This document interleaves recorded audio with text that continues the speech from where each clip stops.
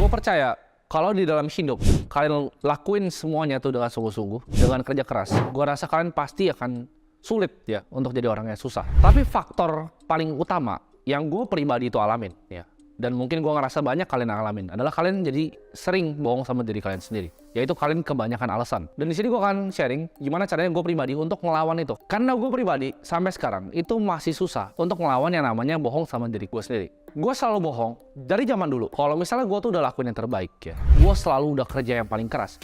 Padahal nyatanya gue tahu gue bisa melakukan sedikit lebih baik dibanding yang gue ngomong. Gue udah bilang, oh pagi ini gue mau kerja keras nih dari pagi sampai sore. Gue ngerasa semua jamnya tuh full udah produktif. Gue bilang gue udah lakuin yang terbaik. Padahal gue tahu di diri gue dalam 2 jam itu gue masih ada scrolling Instagram. Gue nggak efisien. Kerja gue tuh nggak bener-bener efisien. Jadi nggak bangun tidurnya, langsung kerja sampai waktunya selesai, itu nggak semuanya tuh efisien. Dulu waktu gue awal-awal bisnis ya. Jadi gue awal bisnis tuh sebenarnya banyak yang gue kerjain. Nah ini gue jelasin. Nah ini gue dapat properti nih ya dari editor gue. Ini sebenarnya bukan properti tapi ini barang jualan gue. Jadi kalau kalian ngomong, gue tuh nggak banyak baca tuh. Ini tuh sedotan yang gue bilang gue jual. Ini salah satu yang paling laku di Indonesia waktu itu. Ini jadi dapat kayak gini ya, paketnya gini. Gue tuh pernah jualan ini barang kan dari Cina. Ini gue ngambil cuma 3.000, gue jual ini sekitar hampir 28 sampai 30.000. Jadi ini cuannya gede banget marginnya. Ini kalian lihat ya. Ini kalau ini bisa di zoom sama editor. Nih, kalian lihat ini. Ini inovasi gue yang pertama kali di Indonesia. Bukan stainless banyak, tapi yang bikin kayak gini. Dia nggak cukup tajam untuk nusuk, tapi ini bisa nusuk boba. Ya, ini cuman gue yang bikin satu Indonesia. Jadi ini gue distributor paling banyak, tapi di zaman gue bikin ini sebenarnya banyak yang bisa gue lakuin ya. Jadi ya gue marketing dengan cara apa? Waktu itu gue bikin akun Instagram, ya gue bikin akun Instagram itu bahkan gue beli.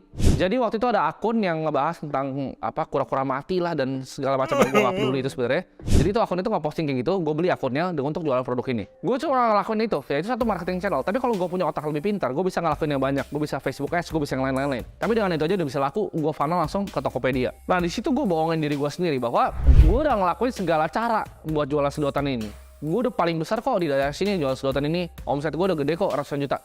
Tapi problemnya apa? Apakah waktu itu sebenarnya kalau gue lebih pintar lagi, gue nggak bisa jualan ini omset sampai miliaran? Sekarang gue tanya, kalau jualan gini, walaupun dengan margin gue, kan gue butuh cost untuk advertising, ya.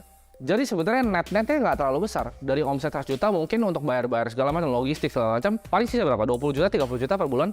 Ya itu not bad untuk anak SMA, tapi gue bisa lakuin lebih. Tapi waktu itu gue banyak alasan, makanya waktu itu gue nggak sukses. Uangnya cuma segitu. Ya itu relatif, lu bisa bilang itu sukses untuk anak SMA, menurut gue nggak. Karena gue kebanyakan bohong dan kebanyakan bacot sama diri gue sendiri. Gue waktu itu selalu bingung, pas gue masih jualan sedotan itu. Kok orang lain bisa ya? Gue liat teman gue ada yang jualan baju bola, oke sukses banget. Kok dia bisa ya? Kok ada yang jualan ini sukses banget? Kok bisa ya? Padahal gue udah lakuin yang terbaik. Padahal gue tahu.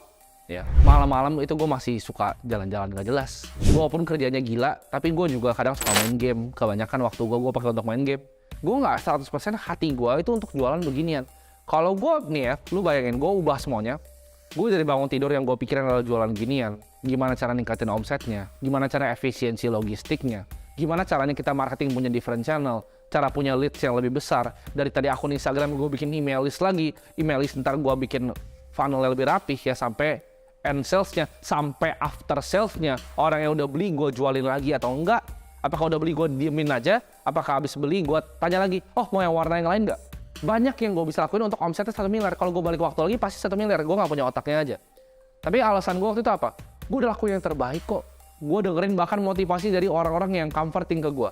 Gue dengerin yang kayak orang-orang yang ngomong sukses itu bukan untuk semua orang. Banyak anak-anak masih muda tuh bohongin kalian bisa sukses. Gue percaya akan hal itu.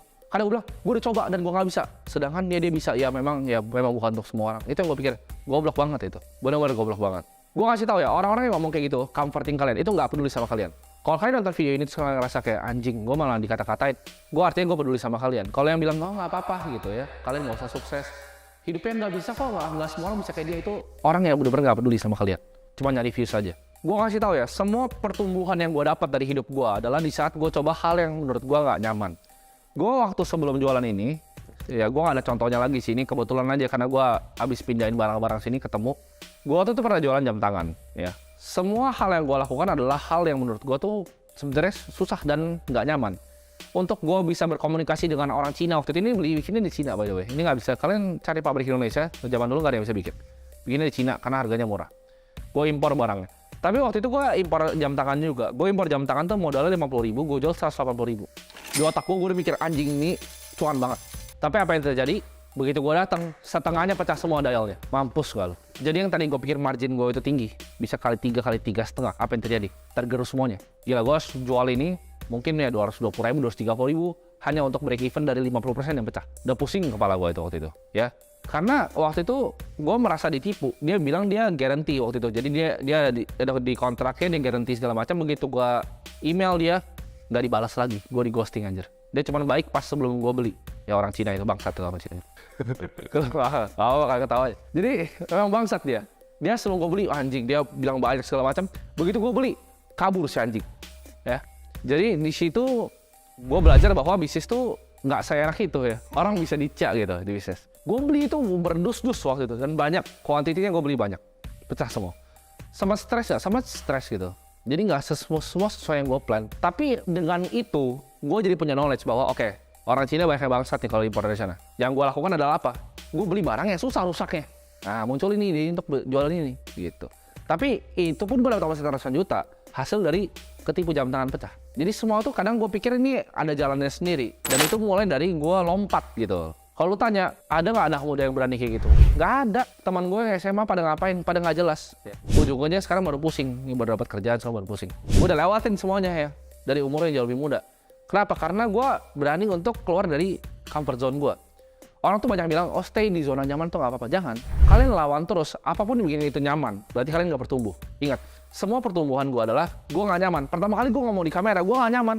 Lu kalau pertama kali dengar video gue ngomong, lu pasti ketawa dengar gue ngomong, ya. Gue juga ketawa dengerin gue, editor gue juga waktu itu ketawa semua gitu. Jadi nggak ada hal yang nyaman, mau bikin perusahaan, mau bikin startup, mau bikin ini, nggak ada nyaman. Gue kasih tahu ya, gue sepeda ya berdus-dus ke JNE nganterin barang, itu nggak ada nyaman sama sekali. Gue kasih tahu lu pada masih ngomong, oh privilege, lu naik motor, gue naik sepeda bosku. Lu kalau tanya, itu JNE di Indomaret ya, dekat rumah gue zaman dulu, masih kenal ya. Abangnya sampai sekarang liat muka gue masih kenal. Kemarin gue baru ini cerita asli, gue kemarin beli kacang. Gue naik McLaren, gue beli kacang. Abangnya bilang, wih pertama kali ini ada mobil bagus beli kacang. Dia sampai bingung. Gue bilang, bang ini gue yang dulu naik sepeda sini. Dia bilang, oh itu ya Timothy.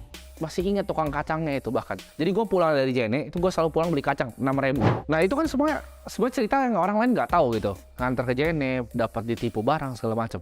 Orang lihatnya, oh sekarang Timothy enaknya bisa jalan-jalan keliling dunia, kaya gitu kan, umur 22 tahun, punya mobil, punya jam tangan, semua segala macam, semuanya bisa punya gitu, punya apartemen segala macam. Tapi yang kalian nggak lihat apa? Proses zaman dulu kan. Orang terlalu fokus pada resultnya. Jadi saran gue dari kalian adalah kalian kerja sangat keras, sampai kalian dibilang anak dari bapak yang kaya, padahal enggak gitu. Itu menurut gue kalau ada yang bilang kayak itu pujian untuk gue. Berarti nggak sampai di otaknya. Level gue tuh nggak sampai di otaknya. Karena di saat lu pada semua masih main gundu, gue udah ditipu orang Cina. Ya, lu pada masih main gundu. Dan lu bingung kenapa gue kaya. Terus alasan lu, bapaknya kaya. Nah itu gue bilang tadi, jangan banyak alasan. Itu kebohongan di diri lu sendiri bahwa hidup lu adalah hidup pecundang. Hidup sampah yang nggak ada gunanya. Itu dia. Kenapa lu di sana dan gue di sini? Gitu. Kenapa lu lihat tembok lu jelek, tembok gue kayak gini marmer? Karena zaman dulu, lu masih main gundu. Itu jawabannya. Balik ke poin pertama gue, jangan banyak alasan. Gue kasih tahu ya, musuh terbesar kita sendiri adalah dalam diri kita sendiri. Contohnya apa? Nanti hari Senin aja. Nanti tunggu ini, nanti tunggu itu. Itu musuh terbesar. Caranya kalian patahin itu. Gue kasih tahu ya. Cara gue nih, cara gue. Gue percaya motivasi itu harus internal, nggak bisa eksternal. Jadi lu nggak bisa dimotivasin sama gue. Lu mau download video gue nonton 1000 kali, lu goblok, pecundang, tetap pecundang. Yang bisa motivasin diri lu sendiri. Jadi gue nggak percaya motivasi. Adalah internal. Jadi lu cari alasan yang sangat kuat. Dan gue percaya kebencian itu adalah energi source yang paling kuat. Kalau orang tua lu pernah direndahin sama orang.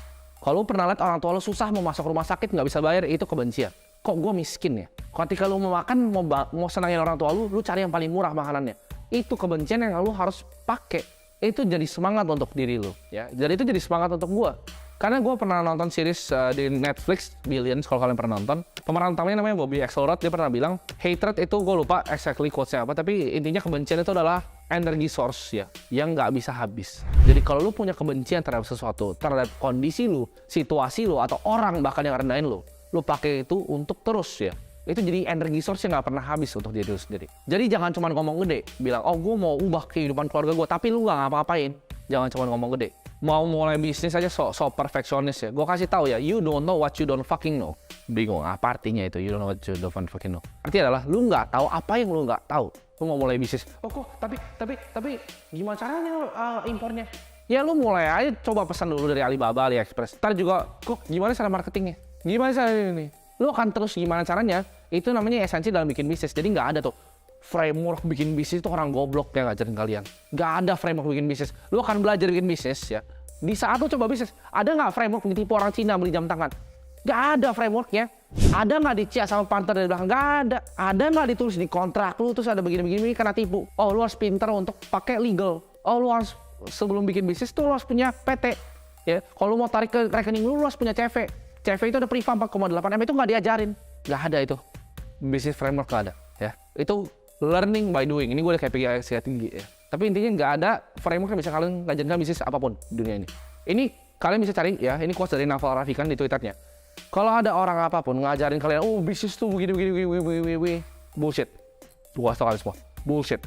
Orang tuh terobsesi dengan, oh bisnis autopilot, ya kan? Framework untuk bikin bisnis pilot. Bisnis jalan, ownernya jalan-jalan. Siapa gua tanya?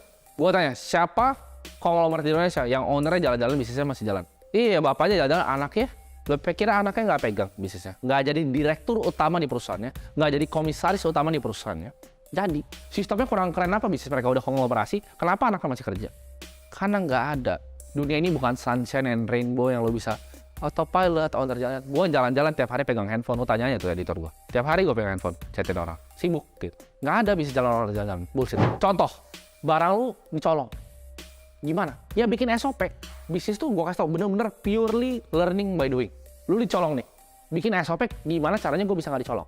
Karyawan lu misalnya lu jualan apa nih? Lu jualan es krim. Lu jualan es krim keliling. Karyawan lu 3. Duanya itu dari 30 hari nggak datang 3 hari. Dia cuma datang 27 hari. Gimana caranya? Marahin dia, gamparin palanya, nggak bisa kan? Terkenal lo. Yang lu bisa lakukan adalah apa? Bikin SOP. Gajinya rendahin. Tapi setiap hari, tiap kali dia check-in pakai sistem masuk bahwa gue absen hari ini, dapat uang. Kalau dia penuhin 30 hari, totalnya lebih gede dari gaji awal dia. Jadi ada insentifnya. Ya. Bikin sistem, bikin SOP buat dia jadi karyawan yang efisien. Karyawannya nggak masuk, apakah salah karyawannya? Enggak, lu yang goblok sebagai pebisnis. Karyawannya lama bikin makanan. Lu kira McD yang lama bikin makanan. Yang goblok siapa? Ownernya apa karyawannya? Pasti ownernya. Semua kesalahan karyawan adalah goblok dari owner.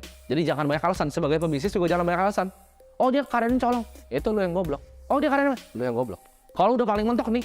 Gue bikin SOP tapi dia situ. Kenapa lu hire dia pertama kali? Lu yang interview kan, lu yang goblok gitu. Jadi semuanya itu ujung-ujungnya lu yang goblok.